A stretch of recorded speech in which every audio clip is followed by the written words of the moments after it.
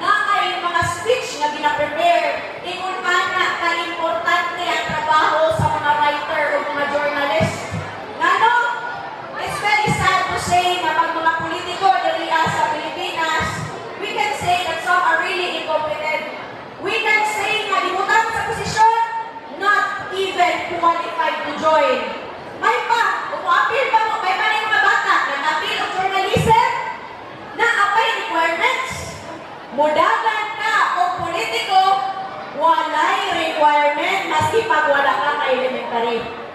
So, ingon ana, kabukat ang trabaho sa mga writers and mga journalists. And I believe politicians will never survive without such journalists. Labi na ako ban, nagabuhat og mga write-ups pagpahumot sa ilang mga amo kasi pangit na ang serbisyo.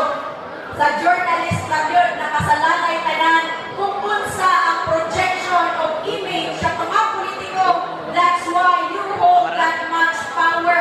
And unsaon ninyo pag-alleviate sa mindset sa mga tao na inyong na-influence na tama ang direction sa panghuna-huna. Another problem sa ano ka karon? Kita man mo unsa ang hitabo in a national level. Grabe ang mga panghitabo sa ato ang politics and governance in a national level. Galing dili kayo diri sa Mati. But when I go to Manila, grabe ang mga rallies dito against the government. Dili nga wala kayo na ako napansin kaya dili man uso mag-rally-rally dito ka. Pero one thing can solve all those problems, all those corruption.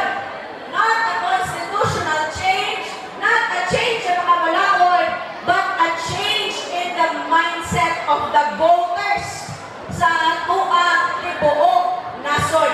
As long as we tolerate those kinds of politicians to serve in our country, then we can never see the change that we truly wanted. Sige lang tagin lang po, sige tag-right up. Unsay nalita mo sa ato ang country karon na unsa naman ang Pilipinas, wala nagkalimao. I can say na pag-feeling state naman good me. But dili na siya ma-change. Iko na na-reklamong ihapon. Kung pagkapon sa panahon sa eleksyon, dito lang ihapon mo suporta ang mga tao sa kung kinsa ang daghay ihatag sa election day na if we compute it, whatever or however big ang ilang ihatag on the election day, dili kabayaran ang utang sa mga katauhan. Why am I saying this? Unsay relate anakon sa naramang ng mga politika? Journalism is very important to influence the mind of the people and to educate the people about the truth that the media is covering up. So naa sa inyo ang higayon, nasa inyo ang chance, naa sa inyo ang mga kabot ang tinuod na pagbago dali sa atong nason, wala sa pipila ng mga politiko nga naglingkod diha sa taas nga nagagunit sa kaban ng bayan. You are that powerful. You just execute your rights and you do it well.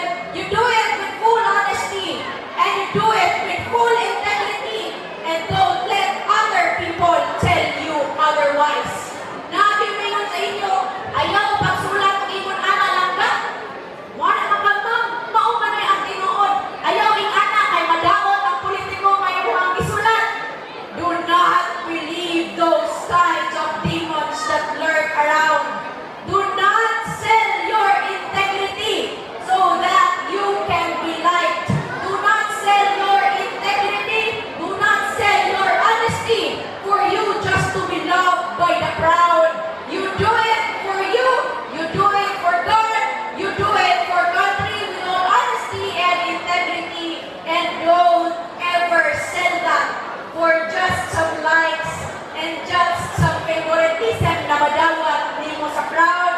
Because believe me, even if anaw mo, wala na yung pangit sa imo, kay maldita ko nung ka, dili mao yung kinasulat, dili ka totoo sa imong superiors, dili ka makisama sa lain, God will see everything that you do. At the end of the day again, I always say this to all my friends, on the judgment day, only God sees the truth. Only God knows what is truly happening beyond all the propaganda, beyond all the perception, beyond all the mga pandaon na padawat. The God will really see prevail. Kaninyong tanan, mga teachers, mga estudyante, personals from DepEd, our school principal, niya sa Matihay, nga kanunay nag-support sa mga programs sa city. Daghan kayong salamat kaninyong tanan. As chairman of education diri sa Mati, we are here always ready to support the programs in education because we believe maura ni ang mga putol sa kung unsa man nga korupsyon ang naa diha. Only education and by educating the people can we overcome poverty in our country. Sa ato ang mga teachers, ayaw mo kawala o paglaog, kabalungo, gamay lang ang sweldo, taas ang sakripisyo, politiko sa weekly trabaho, 100,000 minimum sweldo, ang mga teacher minimum wage, kada adlaw magtrabaho, maka alas 7, alas 5 mahuman, pag-lesson plan pa bang uli, makawala o paglaog. But believe me when I say, one step at a time in educating our children, na dili man lang mudawat o muboto o inside ako ang muhatag ng kwarta. That is the change that we are looking for